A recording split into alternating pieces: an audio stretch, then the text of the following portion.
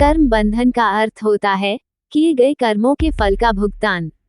बिना कर्म का फल भोगे कर्म से छुटकारा नहीं। कर्म के फल के भुगतान को ही कर्म बंधन कहते हैं। हम कर्म करते रहते हैं और उसके फल का भुगतान करते रहते हैं। जन्मों जन्मों तक यही सिलसिला चलता रहता है। बिना कर्म किए हम रह नहीं सकते, और कर्म किया तो उसका फल भी अवश्य मिलेगा, जिसे भुगतना ही पड़ता है। इसी चक्र को हम कर्म चक्र कहते हैं। दूसरे शब्दों में यह एक चक्रव्यूह है, कर्मों का चक्रव्यूह।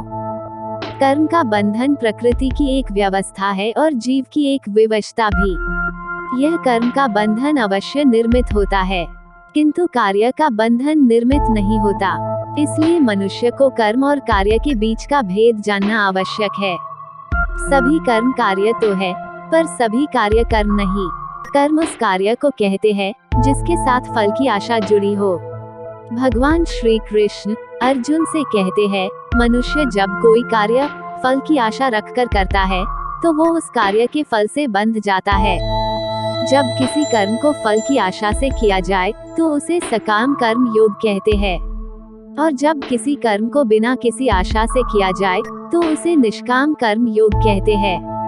इसी कारण से उसे बार बार जन्म लेना पड़ता है। वास्तव में मनुष्य को कोई कर्म नहीं बांधता, उस कर्म से जुड़ी आशाएं उसे बांधती है। इस पर अर्जुन पूछते हैं, वो कैसे माधव? भगवान श्री कृष्ण अर्जुन को समझाते हुए कहते हैं, यदि इस युद्ध में तुम्हें विजय होने की आशा है तो पराजय होने पर तुम्हें भीषण दुख होगा, और वो दुख तुमसे अन्य कोई कार्य करवाएगा जिसके लिए तुम्हें दूसरा जन्म लेना पड़ेगा। और यदि तुम विजयी हुए तो तुम्हारा अहंकार बढ़ेगा, और वो अहंकार तुम्हें विश्व विजय के लिए प्रेरित करेगा, तुमसे हत्याएं करवाएगा, और उसका पाप तुम्हें बांधेगा। विचार करो, यदि तुम्हें इस युद्ध में ना विजय का मोह हो और ना पराजय का भय, तो इस युद्ध के अंत में तुम्हें सुख प्राप्त होगा या दुख? अर्जुन बोले, ना सुख माधव और ना ही दुख। भगवान श्री कृष्ण बोले, अर्थात तुम्हारा सुख दुख, आशा निराशा, अहंकार युद्ध के कारण नहीं है। युद्ध के साथ तुमने जो आशाएं बांधी हुई है उसके कारण है। सुख दुखे समय कृत्वा लाभा लाभो जया जयो ततो युधाय युज्यस्व नैवं पापम वाप्स्यसि। अर्थात सुख दुख को समान मानकर लाभ हानि जय पराजय का विचार किए बिना यदि तुम युद्ध करोगे कौन्तेय, तो तुम पाप के भागी नहीं बनोगे। इसी को कर्म योग कहते हैं। जो सांख्य का ज्ञान प्राप्त कर लेता है वो ये जान लेता है कि वो शरीर नहीं, केवल एक आत्मा है। शरीर के भोग और अनुभव केवल मृत्यु तक है, अर्थात वास्तविक नहीं, केवल माया है। उसके लिए कर्म योगी बनना सरल हो जाता है। अर्जुन पूछते हैं, हे माधव, यदि कार्य से बंधन निश्चित है तो क्या संसार का त्याग करके संन्यास लेना उचित नहीं? माधव बोले, इसी विचार का परिणाम है कि आज ये युद्ध हो रहा है पार्थ। विचार करो, जब सत्व गुण से भरे धर्म को जानने वाले लोग कर्मों का त्याग करते हैं, तब अधर्म से भरे लोग ही संसार को चलाते हैं। यदि महामहिम ने संसार का त्याग ना किया होता तो आज अधर्म इतना बढ़ता ही नहीं, और तुम्हारे पिता ने यदि संन्यास ना लिया होता तो आज भ्राता युधिष्ठिर सुख से राज कर रहे होते और अपनी प्रजा को न्याय और धर्म का ज्ञान दे रहे होते। किंतु समझने की बात तो ये है पार्थ कि सत्व गुण से भरे मनुष्य ही संसार को लाभ दे सकते हैं, परंतु वही संन्यास का विचार करते हैं।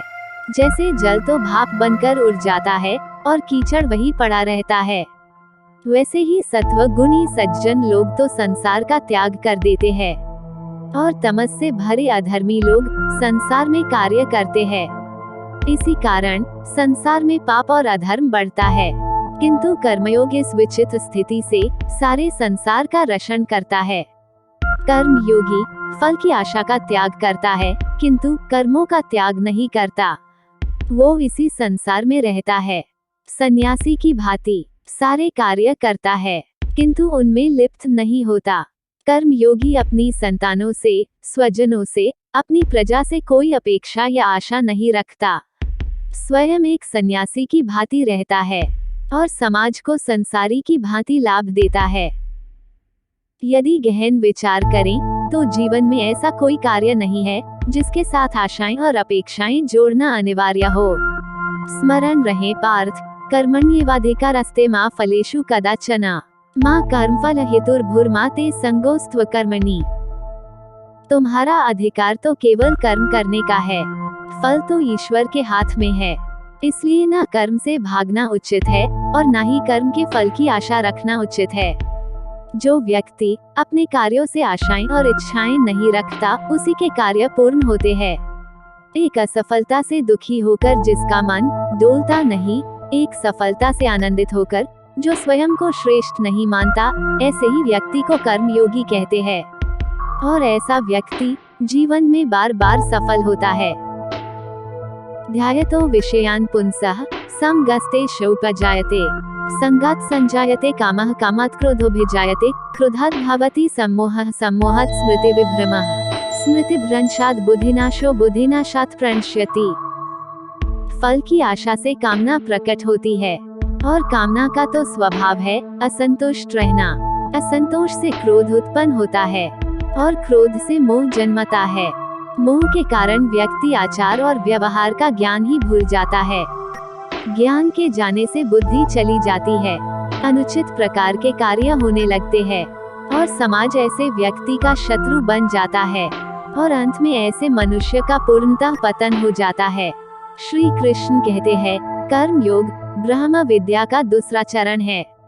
परमात्मा में अपनी बुद्धि स्थिर करो, स्वयं को आत्मा जानो, मिथ्या बंधनों से मुक्त हो जाओ और फल की आशा का त्याग करके केवल कर्म करते रहो।